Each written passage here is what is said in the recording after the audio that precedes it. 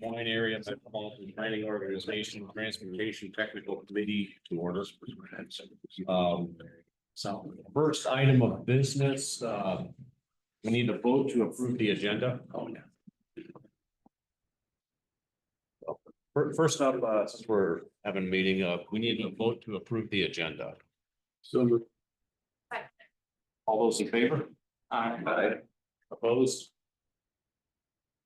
That agenda passes. Second item is an approval of the May minutes. I have a motion on that, please. Second? Anybody? Okay. All right, any discussion on the agenda? I mean, the minutes? All right, hearing none. All those in favor? Aye.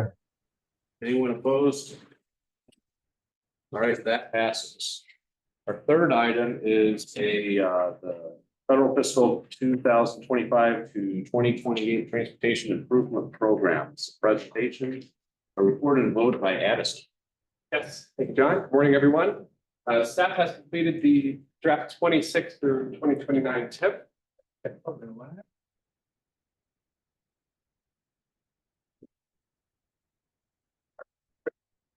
We will be submitting that to the Iowa DOT, the draft on June 15th for their comments.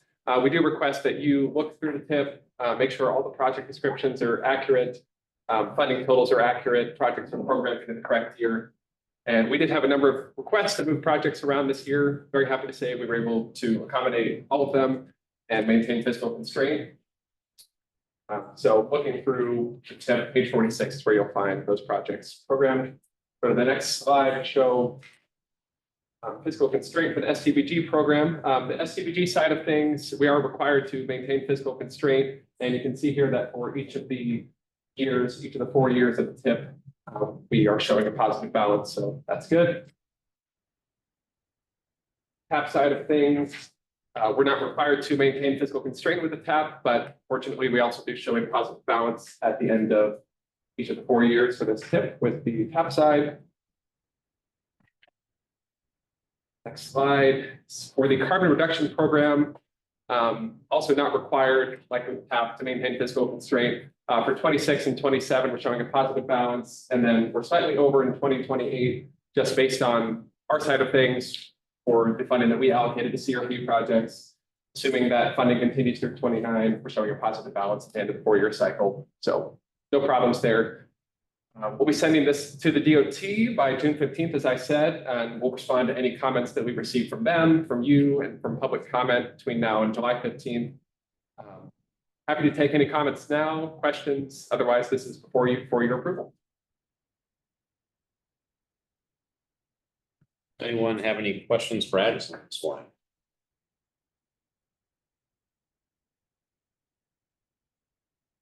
There are no questions. We need a motion and a second for a vote to approve this.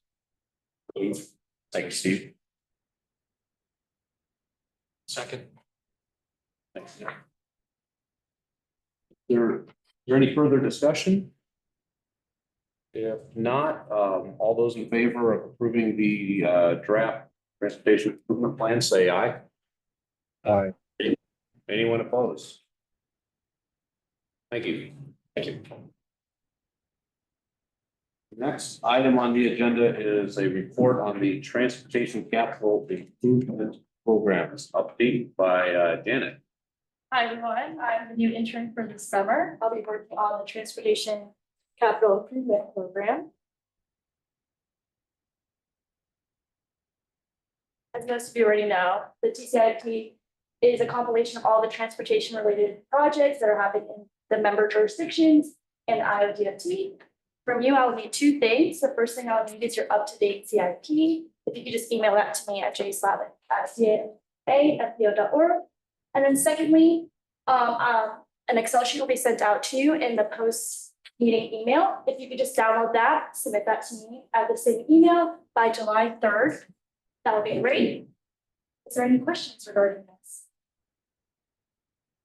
I'm sorry, what was the second item you needed again? Yes, I think an Excel sheet that's emailed in the post-meeting email. Oh, You can download that. There's columns with guiding things for you to input.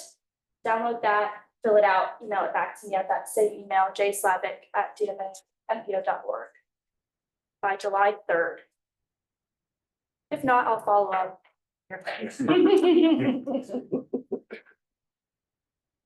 right, does anyone have any questions for Janet then? All right, well, thank you. Next is a report from Marcus on the Safe Streets and Road for All grant development. The application. As you all know, grant development is going very well. We have a draft internally, it's being reviewed. And HDR is making some, HDR is on the full team, is making some edits to it. I don't think I need to walk through the NOFO requirements again, but they're in front of you in case you have any questions. Projects haven't really changed much. At the last meeting, the city of Pleasant Hill requested that we have a meeting with the city of Des Moines and Pleasant Hill to discuss the University Avenue project on their border. That project has been removed after conversations with communities and the Iowa DOT. We met with the Iowa DOT District 1 office.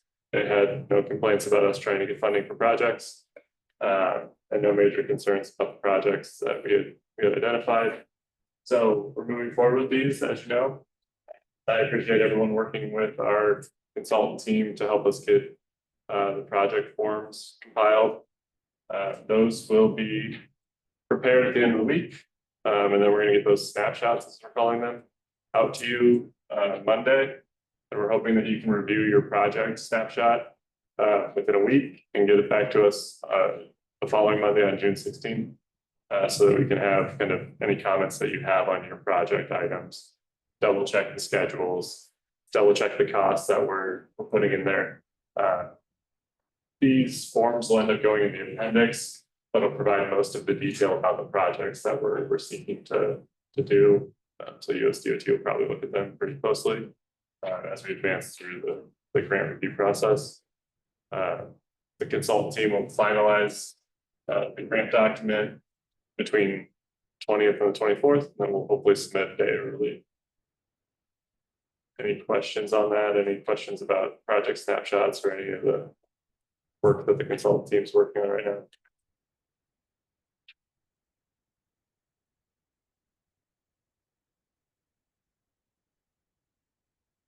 There's no questions on that. Marcus has the next item as well, multimodal economic impact study. So a couple months ago, we came forward with kickoff of the multimodal economic impact study. Our consultant team is working through that right now. This is a similar schedule to what we showed last time. It's been slightly adjusted in the first pass. That top line has been extended out into the middle of June. We're expecting this week that we'll have the initial outputs for the transportation benefits for the entire region, all of the benefits. And that'll be reported to our stakeholder committee on Monday. Kind of walk through, here's what's been done so far. Here are the benefits that we see from our transportation, our long-range transportation plan, and the projects that we've included in there, and the funding that we've allocated, forecasted out for the 2050. And then the consultant team will move into the transit contribution and efficiency component, where they're going to break out transit and give a little more detail of that. Also in June, they'll be coming to do some, I would say, ground truthing of some economic impacts related to new employment and labor sector. So they'll be out here sometime in June or early July to do that. But everything is generally on track, with the exception of a slight extension of task 1 due to some modeling issues that we had to get through. Additionally, DART has opted for some additional analysis that's not shown on this schedule that'll look at different alternatives for their reimagined DART plan, kind of give them some understanding of what future budgets look like. So of note, if you're interested, we did update the MPO website to include this under our project page.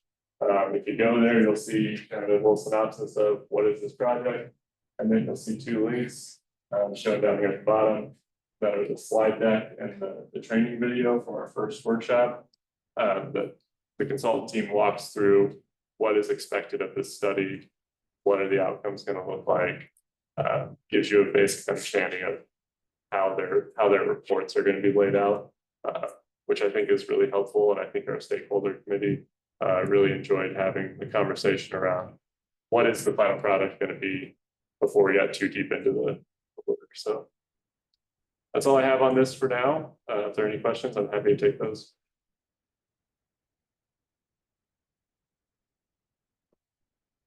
Thank you, Marcus. There's no questions. Next is a report from Gunnar on future 435.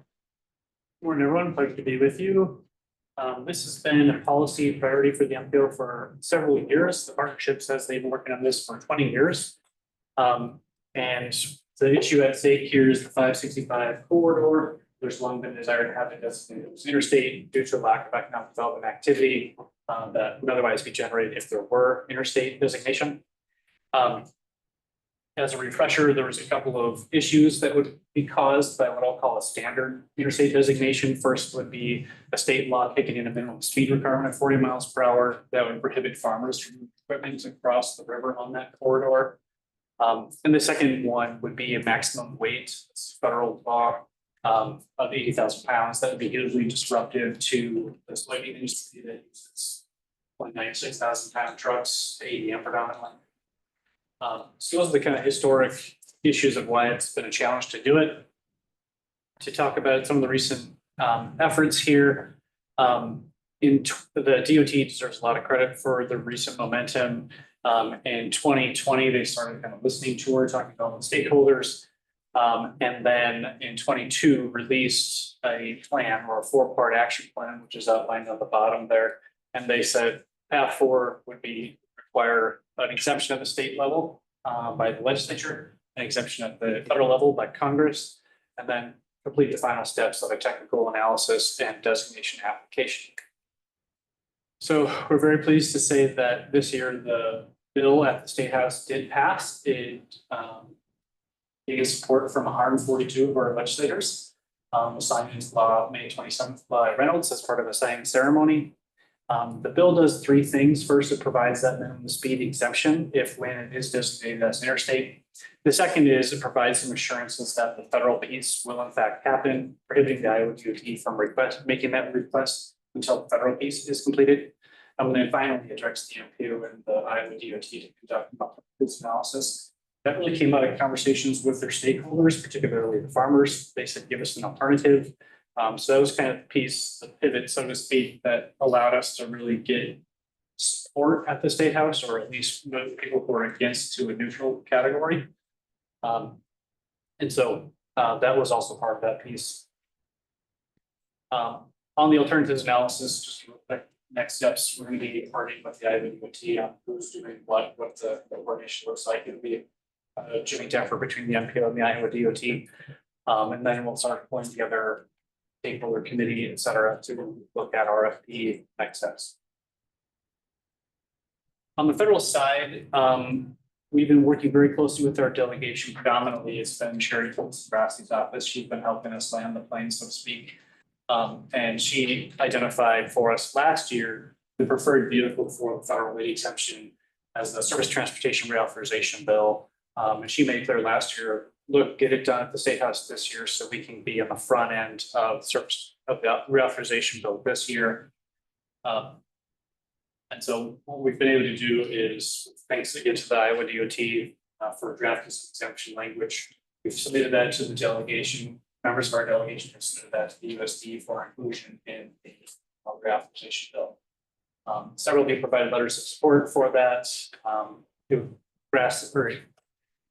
Sherry Kuntz said, just send it to Nun's office, and we had some questions why not send it to multiples. Did send some additional, but it was Sherry's direction that we're following here.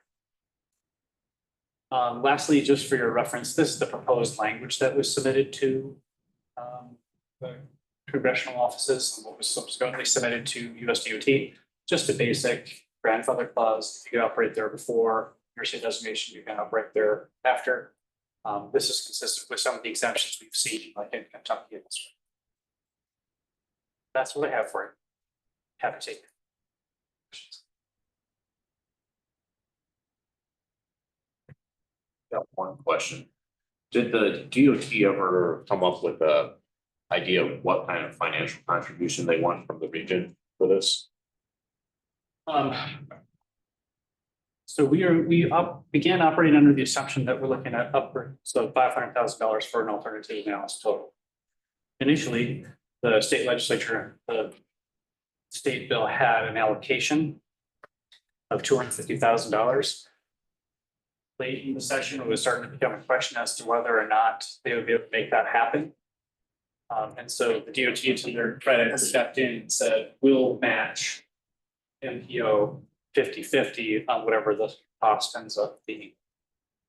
So we don't have a total as yet, but our assumption is not to exceed $500,000.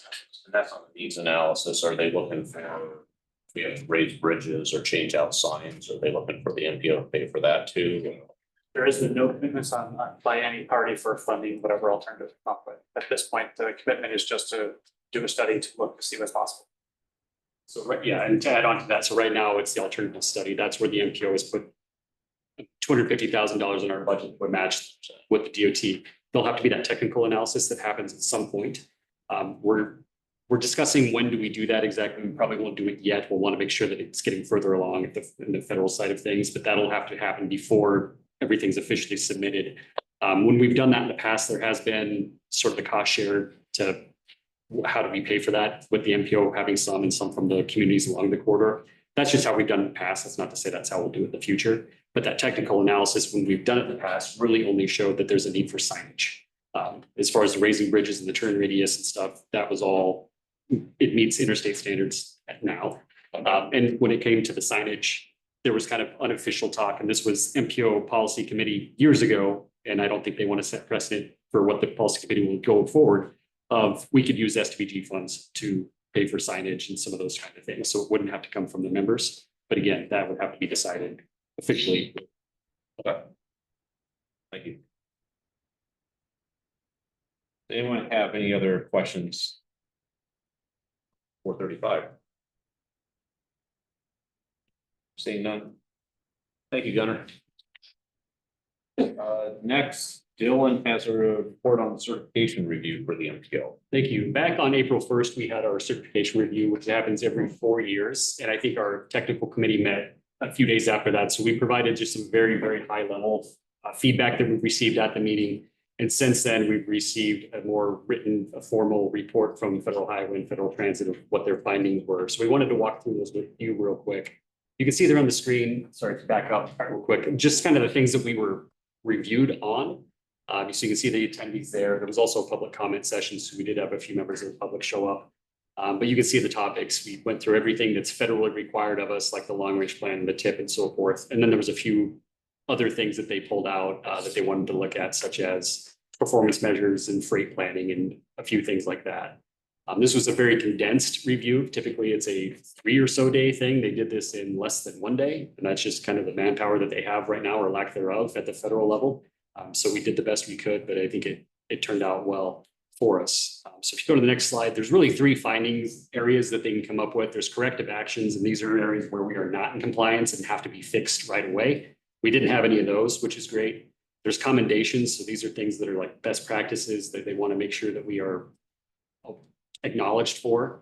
And then there's recommendations. And these are things that aren't bad. They're just things of, hey, maybe you could do this a little bit better. Have you thought about this? Those kind of things. So there were 10 of those. So kind of on the next slides, I won't read word for word through these, but there were a couple of things related to transit planning as far as commendations. One of them that the MPO and DART just work well together. We've traditionally provided funding to DART through our STVG program, and they say that's a best practice. We've also just done a good job of working together in general. The Reimagine DART project going on now, and like Marcus talked about earlier, the multimodal economic impact study that the MPO is doing that's supporting that. Those are good practices that they wanted to recognize as well. If you go on, there's a few things with the work program they acknowledge, just the fact that we say how we're going to do it and amend it and that sort of thing was a good practice. These are kind of minor things, I would say, that we've listed in the appendix as a list of all our committees. That's, I guess, the best practice. So that was good. Public participation plan, last time they said we needed to update our website. We have since updated our website. They liked the way we updated it, so that was good. Also, just the work that we did with the transload facility on the freight side of things over the last several years, that was a very a large undertaking, and we pulled it off pretty well, so they wanted to acknowledge that too.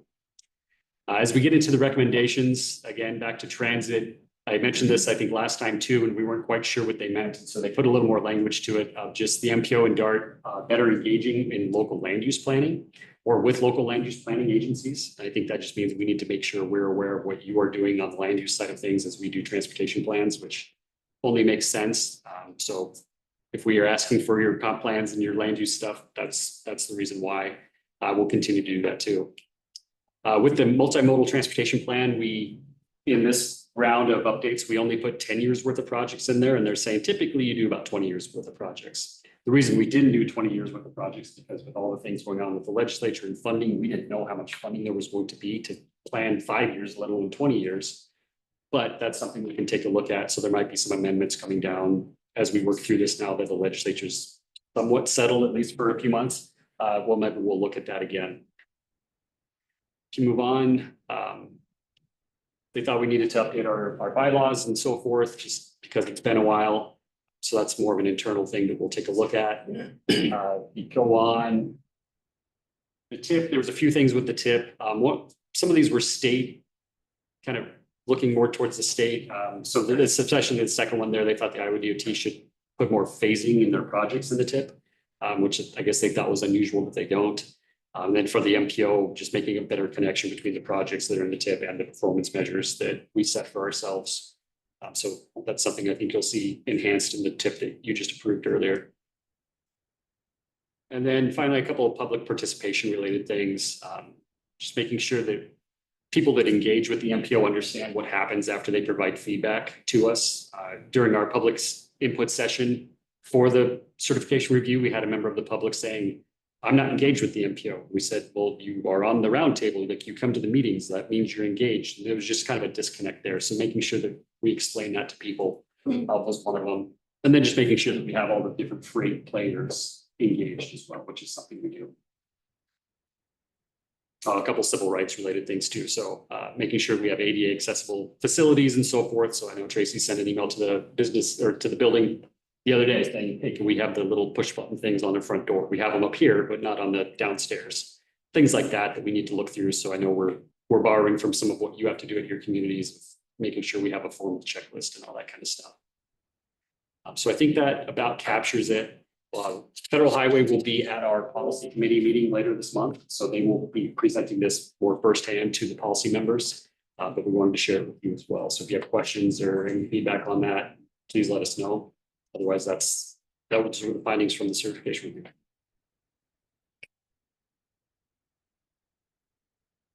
Right. Hearing no more questions. Thanks, Dylan. In your packet from Madison, there's a list of upcoming events. Be sure to look at those.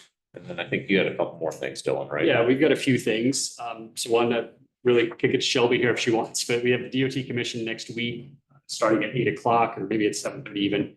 I know the MPO will be on the agenda for that. I know a few of you, in looking at the agenda, will be on there as well. And there's time for people that didn't sign up to also come speak. So if there's anything else you want to add to that? Yeah, the agenda came out yesterday, maybe the day before, and there is an unscheduled delegation scheduled on the agenda for 9:20. So if you're not actually on there, but just said, hey, I would like to come after all, there's still, we would welcome that. So that's one thing we had for you. Also want to acknowledge Marcus. Marcus was just announced as a couple of things from ITE, the young leader to follow and a rising star within the Missouri Valley districts. Congratulations to Marcus. Makes us look good. And another staff thing, I believe, we just learned that Allison and Addison were both accepted into the LEAD DSM community leadership program for next fall, that'll start next fall. So want to acknowledge them as well.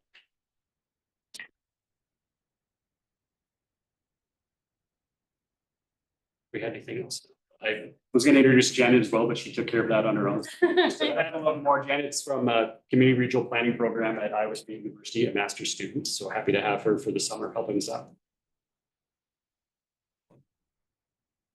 All right, or is there anybody have any other items for the committee today? All right, our next meeting is July 10th at 9:30 a.m. back here. And then do we need a motion to adjourn or no? Yeah, all right. Thank you.